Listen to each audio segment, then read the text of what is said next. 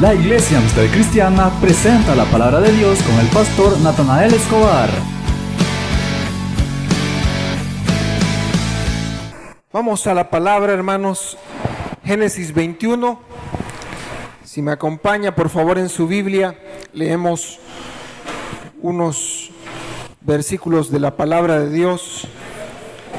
Génesis 21. Leemos del versículo 1 en adelante.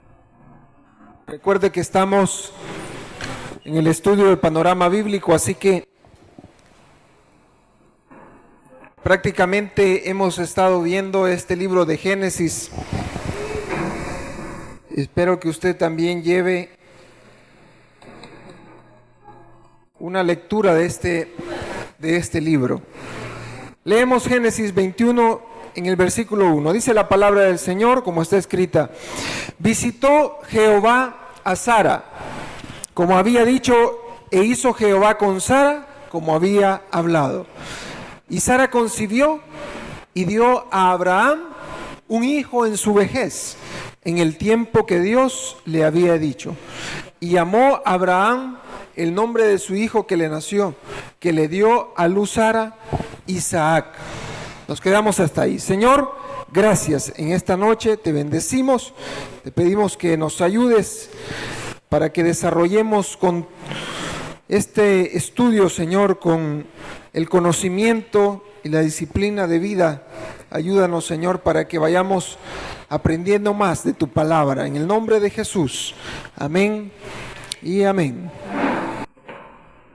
Hermanos, vamos a ver esta noche el tema Israel en Egipto. Y prácticamente la temática que vamos a estar viendo hoy abarca desde este capítulo 21 de Génesis hasta el capítulo 46. Entonces, creo que vamos un poco acelerados en el ritmo de estudio que llevamos por razón del tiempo, pero en realidad, si nos pusiéramos a ir sacando detalles de cada historia, de cada momento que narra el libro de Génesis, creo que no nos ajustaría un año para poder abordar toda esta temática. Realmente vamos viendo en la temática así como dicen a la rápida, ¿verdad? Pero el objetivo es que nosotros vayamos formando una idea acerca de toda la historia bíblica. Por eso se llama panorama.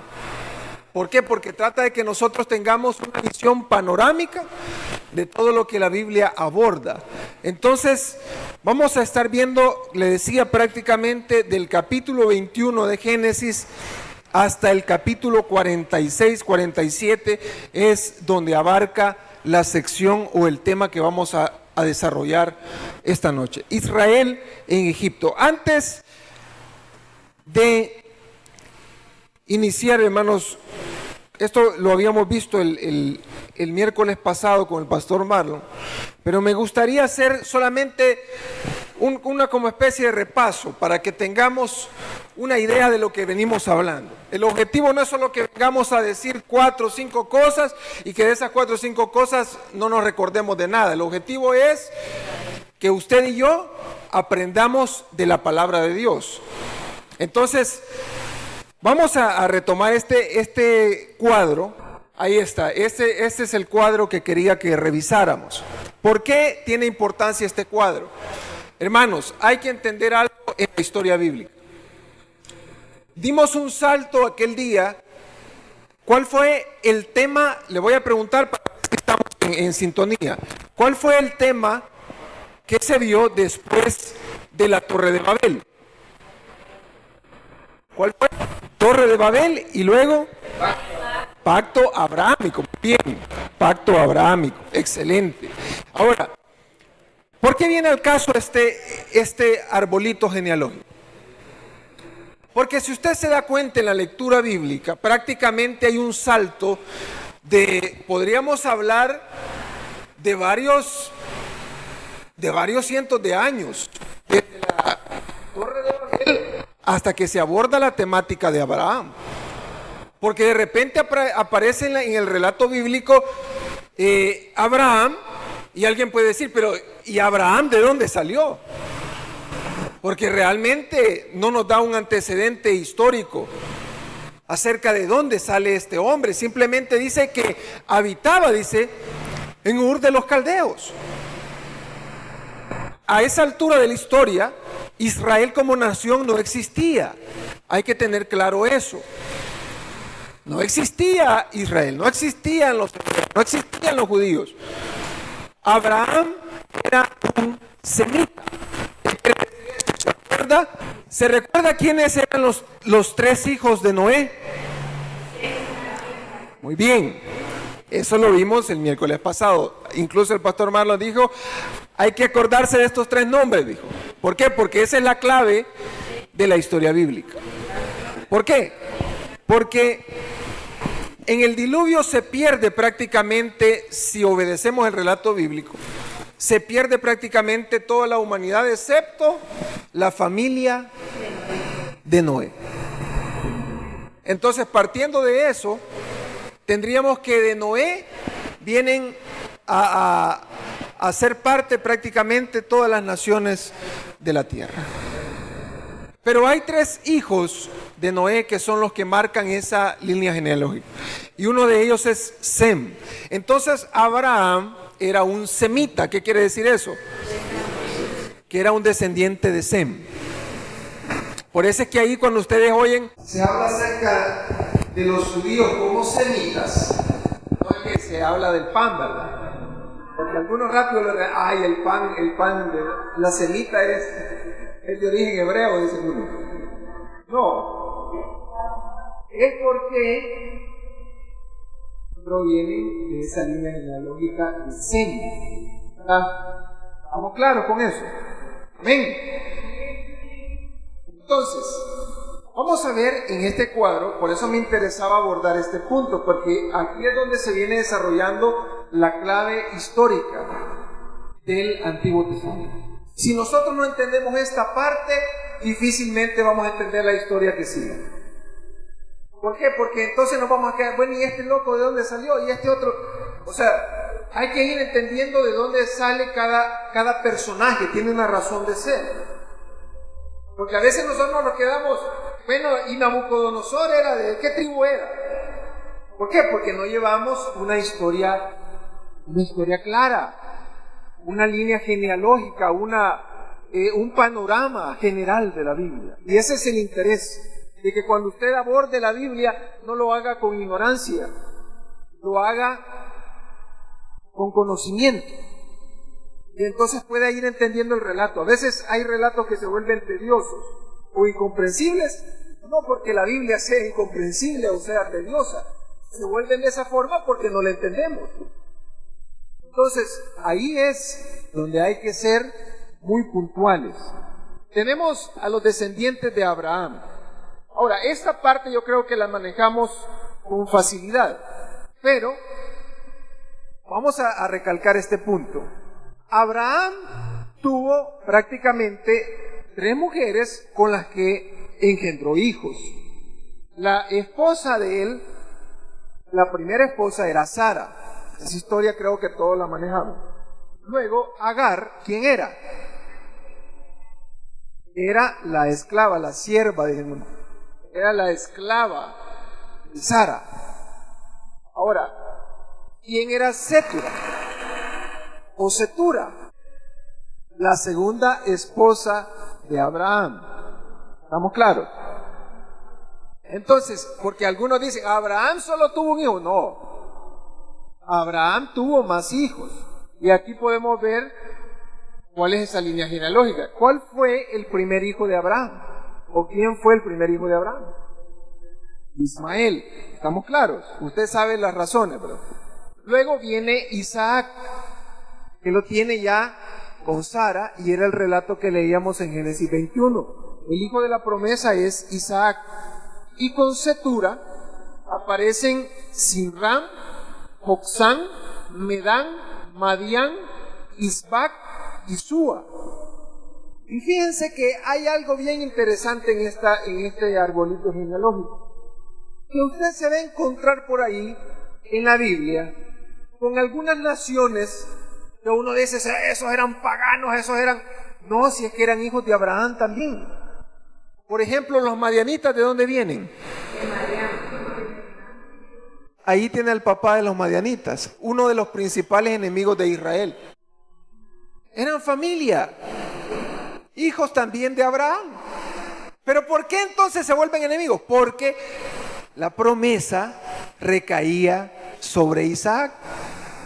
Y de hecho hay una parte, y usted puede revisar, le animo, le invito a que lea esta parte de Génesis. No la leemos aquí por el tiempo, pero de Génesis 21 hasta el final, usted va a encontrar esta historia bien interesante.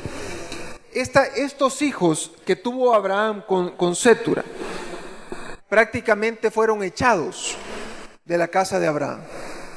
No los crió Abraham ahí. Se quedó solamente con Isaac. Y eso es algo bien interesante, porque uno puede decir, ¿cómo es posible que este hombre, un siervo de Dios, abandone a su familia? Leamos la Biblia. Ahora, vamos a ver la parte que corresponde a Isaac. Ahora, vamos a abordar un poco la historia de Isaac para que llevemos la secuencia. Ese es el objetivo. Isaac recibe por esposa a una mujer llamada Rebeca. ¿Estamos de acuerdo? ¿Estamos de acuerdo? Porque hay unos que dicen, es que la mujer de Isaac era Sara. No, esa era la mamá. La mujer de Isaac era Rebeca. Esta Rebeca era una especie de prima de Isaac, porque era hija de Nacor. Nacor era hermano de Abraham. Entonces, esas naciones, ese tipo de pueblos, tenían la costumbre de casarse en familia, porque ellos querían siempre mantener el linaje y mantener las herencias y todas las cosas dentro del círculo familiar. Era muy común que se casaran entre familias. De hecho, si no estoy equivocado, y alguien me puede corregir, tengo la idea ahorita, sí, Sara era media hermana de Abraham. O sea, era familia cercana. Entonces, tenían una afinidad tremenda esta gente. Entonces, Rebeca se convierte en la esposa de Isaac. Y aparecen los dos hijos de Isaac, Esaú y Jacob. Estos dos eran gemelos, ¿se acuerda? ¿Quién fue primero? Muy bien. Vamos, ya ve que vamos agarrándole la historia. Ahora, ¿qué fue lo que pasó, hermanos, con Esaú? ¿Por qué Esaú no recibió la primogenitura? ¿Por qué? ¿Por qué la vendió?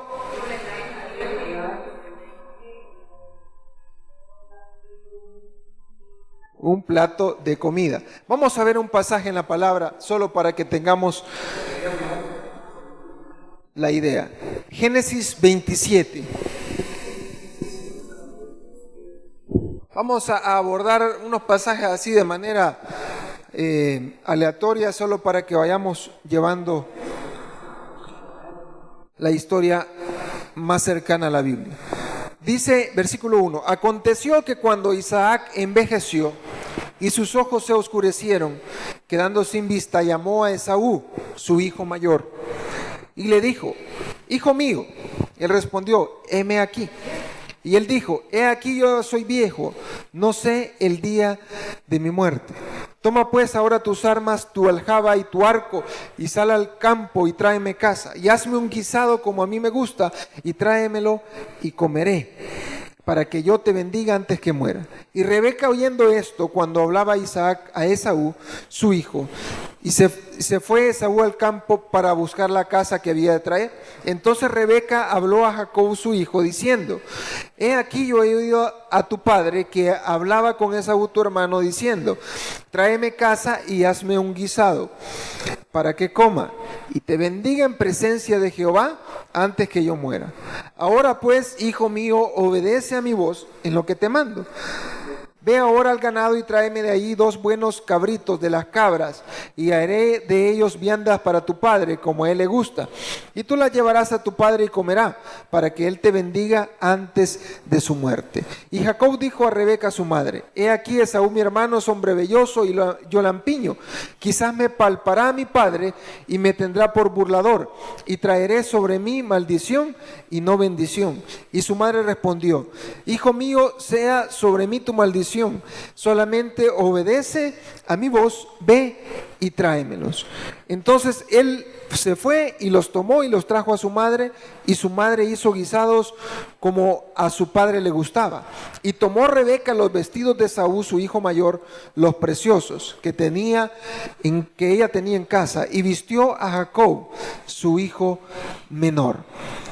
Pero vamos a leer el versículo 34 para que avancemos un poco en la historia. Dice: cuando Esaú oyó las palabras de su padre, clamó con una muy grande y muy amarga exclamación, y le dijo: bendíceme también a mí, padre mío. Y él dijo: vino tu hermano con engaño y tomó tu bendición. Y Esaú respondió: bien llamaron su nombre Jacob, pues ya me ha suplantado 2 veces. Se apoderó de mi primogenitura, y he aquí ahora ha tomado mi bendición. Y dijo: ¿no has guardado bendición para mí? Isaac respondió y dijo a Esaú: he aquí yo le he puesto por señor tuyo, y le he dado por siervos a todos tus hermanos. Todos sus hermanos de su trigo y de vino le he provisto. ¿Qué pues te haré a ti ahora, hijo mío? Hermanos, vemos entonces que la bendición de la primogenitura recae sobre Jacob, aunque a él no le correspondía recibirla, porque él era el menor. Pero ¿qué sucedió? Usted conoce perfectamente esa historia. Esaú le vende la primogenitura por comida, y Jacob se presenta aconsejado de Rebeca ante Isaac para recibir la bendición que le correspondía a Esaú. Entonces, ¿qué sucede? Que prácticamente todo el liderazgo de la casa de Isaac recae sobre Jacob. Y alguien podría decir: ¿pero qué tenía que ver eso de la bendición? ¿Y por qué no Isaac venía y solo le decía: vaya, pues voy a orar por vos y te voy a poner? No, lo que pasa es que ya le había entregado todo. Entonces no podía retractarse, pues. No podía decir: bueno, entonces le voy a dar a este otro porque me equivoqué. No, ya se lo había entregado y no había vuelta atrás. Entonces, ¿qué sucede? Esaú se queda sin ningún tipo de bendición de la primogenitura. Pero vamos a ver qué es lo que sucede con Jacob, porque esto es ya donde prácticamente la historia de Israel empieza a tomar una forma bien interesante. Cómo se empiezan a formar esas famosas 12 tribus. ¿Qué sucede con Jacob? Jacob sale huyendo porque Saúl lo quiere matar. Usted sabe perfectamente que él se va a esconder donde Labán, su tío, y ahí Labán le dice que sí le va a dar por esposa a su hija, porque él se enamoró de Raquel, prima también de Jacob, y le dice: vas a trabajar 7 años y te la voy a entregar. Y viene Jacob, ¿verdad? Empieza a trabajar 7 largos años. Cuando termina ese tiempo, llega a reclamar a Raquel como su esposa, pero Labán le hace la jugada del siglo, ¿verdad? Y le dice: mira, papá, aquí la costumbre es que primero te vamos a entregar a la mayor, pues. ¿Y quién era la mayor? Era Lea. Pero como que a Jacob no le gustaba, ¿verdad? Pero a la fuerza lo casaron. Pero lo casaron con las dos de un solo, ¿verdad? Lo casaron con las dos. Pero le dice Labán, pero te voy a entregar a Raquel, pero vas a tener que trabajar 7 años, otros 7 años. Total que lo hace trabajar 14 años y le da a dos esposas, ¿verdad? Y de ahí es donde viene, hermanos, esta historia que se convierte como en una carrera como en esas carreras de Fórmula 1, ¿verdad? Porque Jacob, imagínense, con una mujer ya tenía problemas y con dos. Y empiezan a pelearse porque una quería tener hijos, la otra no podía. Y bueno, empieza el relajo. ¿Y qué es lo que sucede con estas dos mujeres? Aquí tenemos a los hijos de Jacob. No todos los hijos de Jacob nacieron de Lea y Raquel. Ahí tenemos la genealogía. Con Lea tiene prácticamente 1, 2, 3, 4, 5, 6, 7 hijos. 6 varones y una mujer.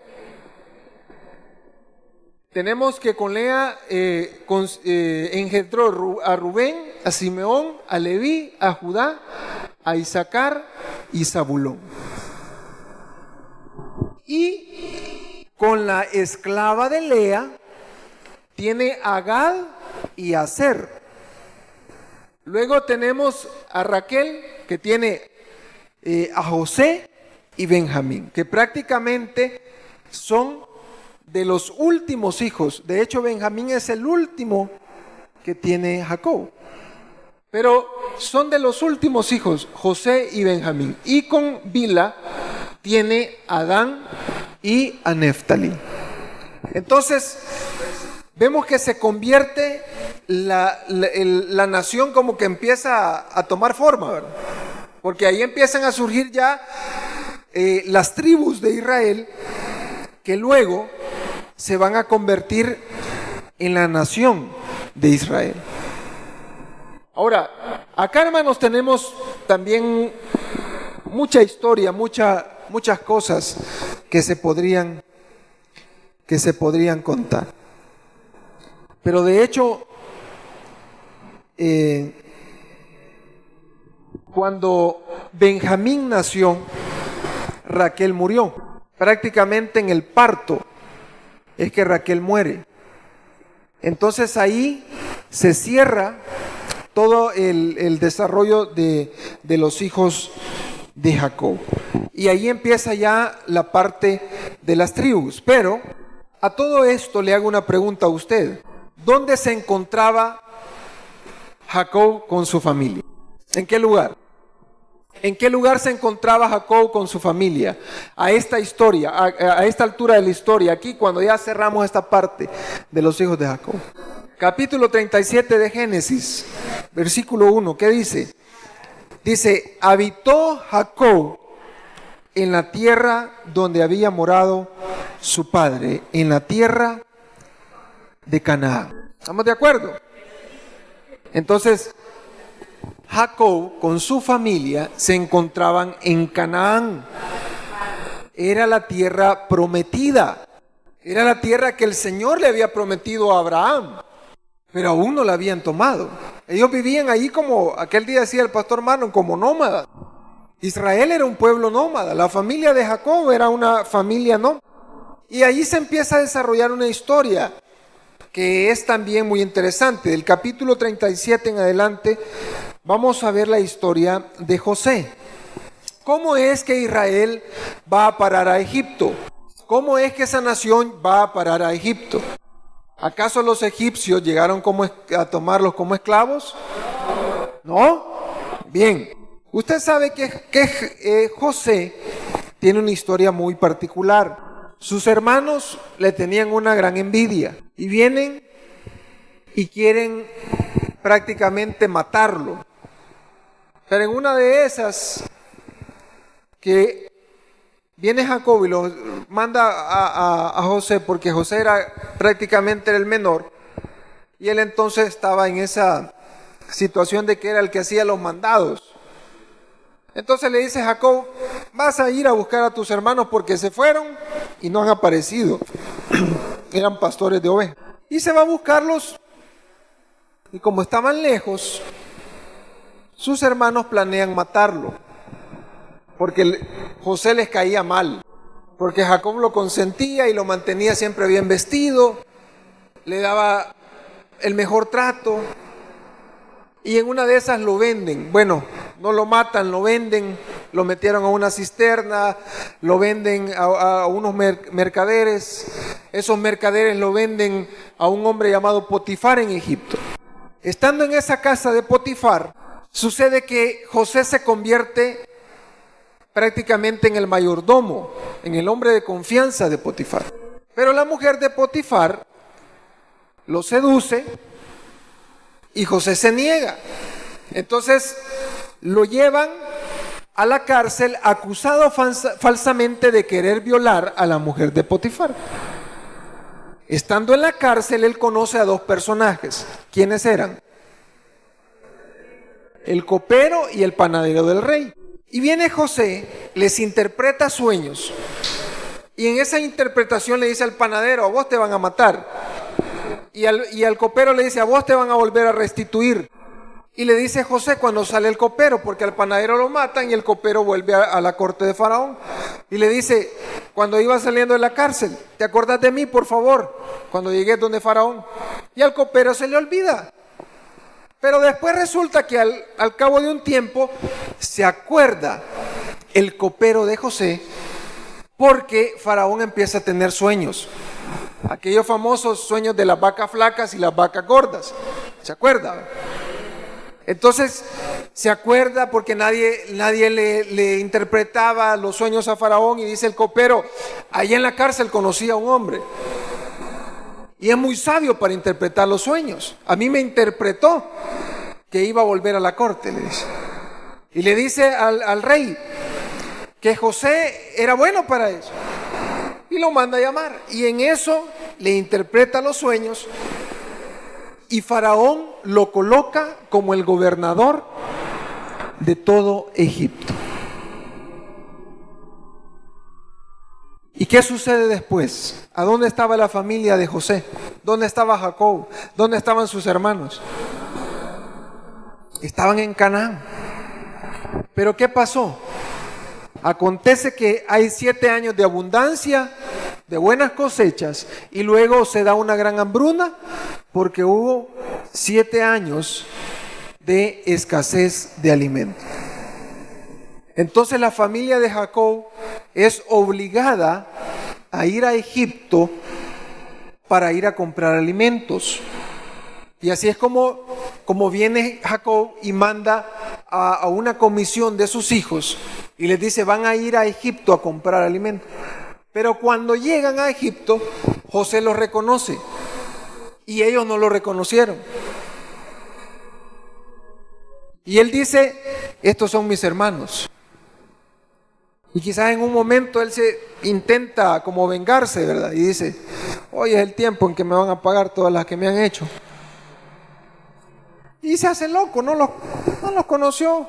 Y atrapa a uno de ellos, porque le dice, ellos le dan una historia, le empiezan a decir que José ya la conocía, pero ellos empiezan a darle una historia de aquí, de allá, y José dice: no, ustedes son engañadores, son espías. Para creerles toda esa historia, me van a traer a ese hermano del que me han hablado, del último. Y agarra como prisionero a uno de ellos, a Judá. Entonces, ¿qué sucede, hermanos? Cuando regresan, llegan a Canaán nuevamente, le cuentan toda la historia a Jacob, regresan a Egipto con Benjamín. ¿Qué pasó? José se quebranta y les dice: yo soy el que vendieron ustedes. Pero no se preocupen, les dice, porque para preservación de vida me envió Jehová a este lugar, les dice. Y entonces Él les dice que lleven a Jacob, que lleven a sus hermanos, que se lleguen todos a ese lugar.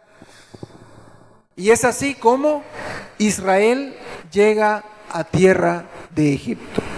Capítulo 46 de Génesis. Leemos estos versículos solo para que tengamos la historia bíblica en perspectiva aquí.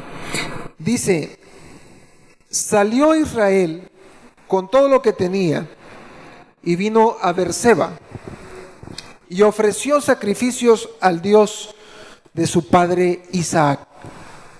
A esta altura Jacob ya es reconocido como Israel.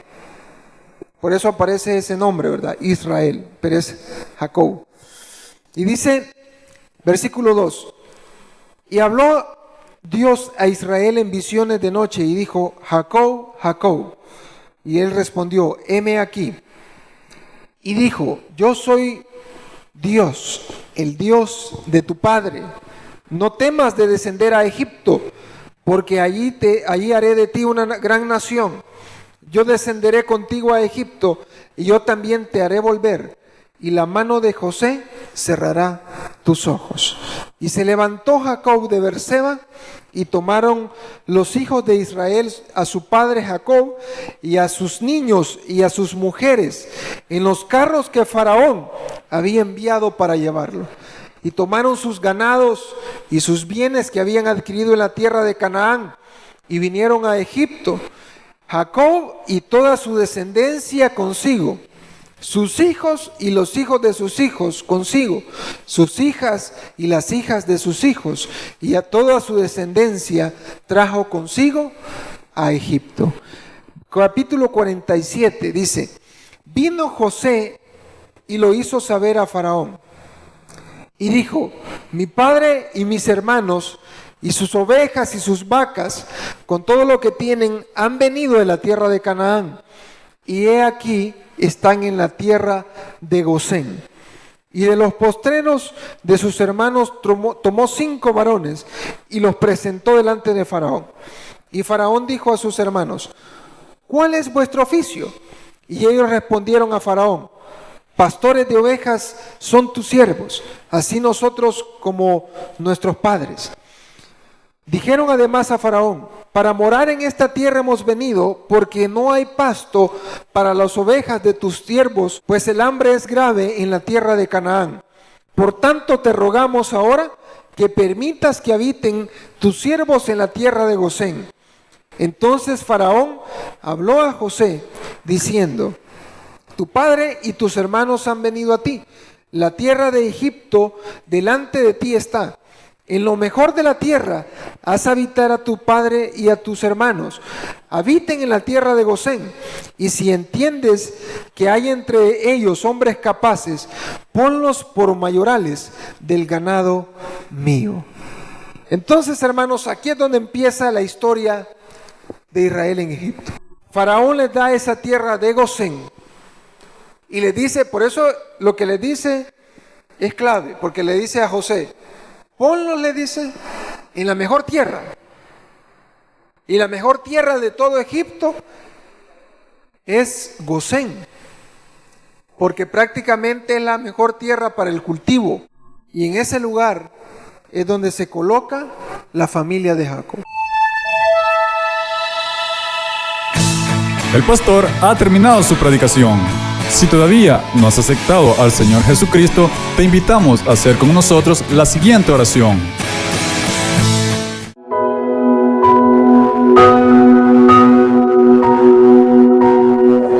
Dios mío, reconozco que soy pecador y me arrepiento de todos mis pecados.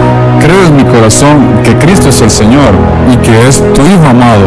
Reconozco que Cristo murió por mis pecados y que tú le resucitaste de entre los muertos. Yo abro las puertas de mi corazón y te recibo como mi Señor y Salvador. Amén.